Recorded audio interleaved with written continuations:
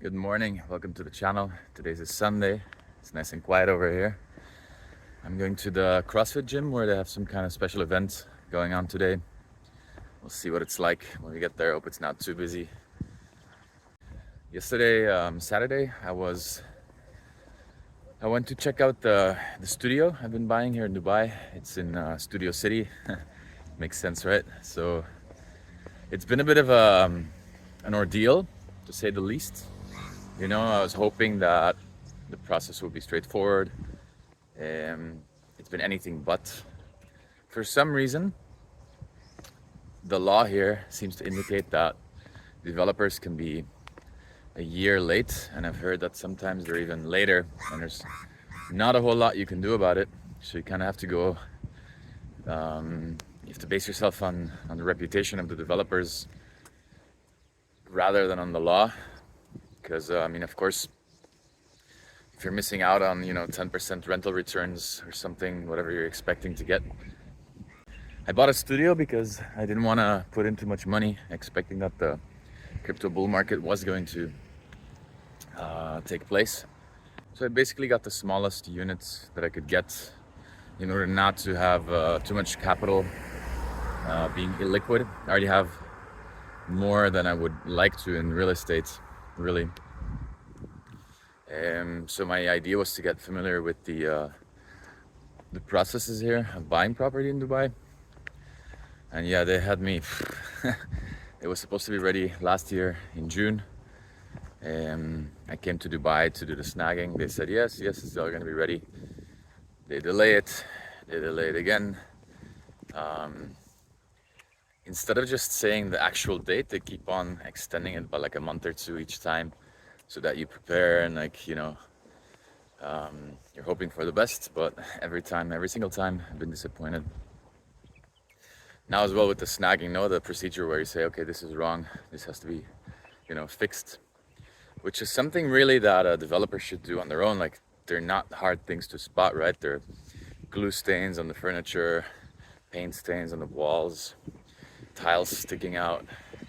All these things are pretty obvious, They should have better quality control, in my opinion, and not burden buyers with this issue. So yeah, I went there, pointed it all out. They gave me like 2 weeks to fix this.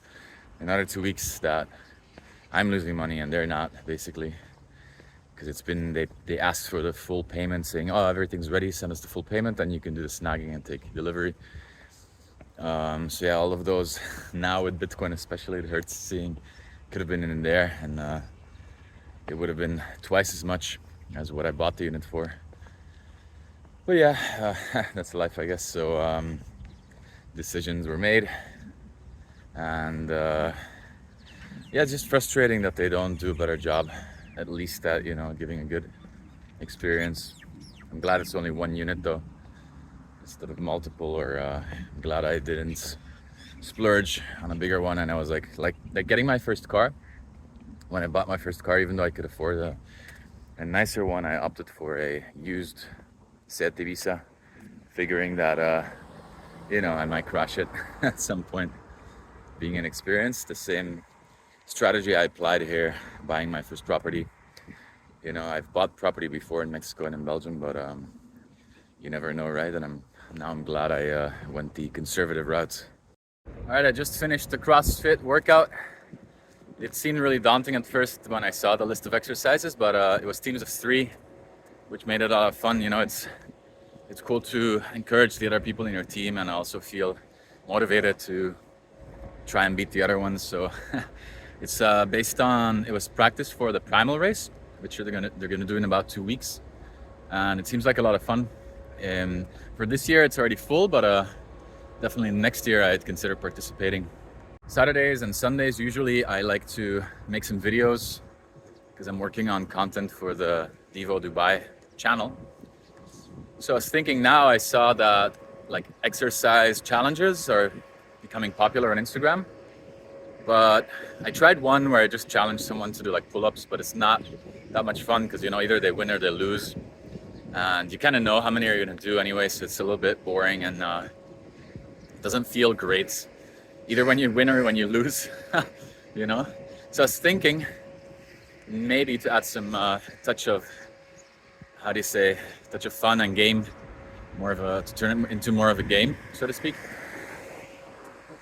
So I was thinking, in order to make it interesting, perhaps we could apply teams of some sort. We find like a couple or two people, and the idea is to, whichever team gets the most pull-ups chooses the destination of the prize. I'm thinking that it would be more fun, rather than giving cash to the participants, maybe we could do it for charity, you know?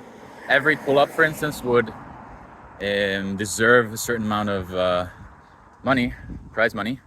So let's say, as an example, either 10 dirhams or $10, maybe dirhams to start out and see how many actually get done, to not break the coffers before I got any income from YouTube or anything. So yeah, let's say 10 dirhams per pull-up. We find two people at the beach that will compete, and for every pull-up that's done overall, 10 dirhams will go to charity. But the how do you say, the twist is that whichever team does the most gets to choose which charity, and maybe some prize as well, like smoothies for everyone or something. It'd be nice to find actually a sponsor to do this kind of thing. Actually, I should have talked to the people at the gym now. They just gave out like snacks and stuff to people at the gym. So it seems like there's definitely interest in these types of events, just to get eyeballs, you know, because it's good for the brand, it's good for brand awareness, it's good for charity, it's fun for the people. So that's the kind of thing I want to do, rather than just having the objective to go viral. This would actually be a fun way to spend a Sunday and, you know, do something, achieve something, you know. Actually, on the first iteration, it might be best to keep it even more simple. We'd have a list of 3 approved charities. Instead of teams competing, to keep it simple, maybe we just have everyone who participates there, and one by one they do pull-ups. We set a fixed amount of time, and they have to get as many in as they can.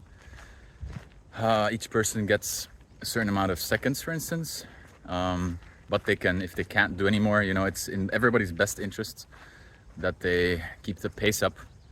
So just have one group of people, one group of participants. They try to get the highest number of pull-ups in, say, depending on how many people participate, we could do, you know, 1 minute or 2 minutes per person. Of course, we don't want the video to be too long either. I guess I have to tweak the settings a little bit until we find like a winning, interesting formula. But yeah, anyway, whatever number of pull-ups goes to charity. There's 3 approved ones. The winner gets to choose, and the winner should also get maybe like 500 dirhams or something like that to whoever gets the most pull-ups overall. Add an interesting component, because there's a bit of game theory in the sense that it's individually, you know, you get to see who wants to win the prize for themselves, and if anyone like starts slowing down, it'd be in the best interest of the group that they pass their turn on to the next person. So that might add an interesting dynamic to the whole thing. In terms of format, it'd have to be a YouTube video, like a long format video, and we could create some hype videos with shorts, I guess. But the actual content, I don't think it could be compressed properly into a 1 minute video. Like you would take away too much of the juicy content, I guess. Like it wouldn't be the same. So yeah, maybe I should try to fit it in like a 20-minute video. Seems reasonable.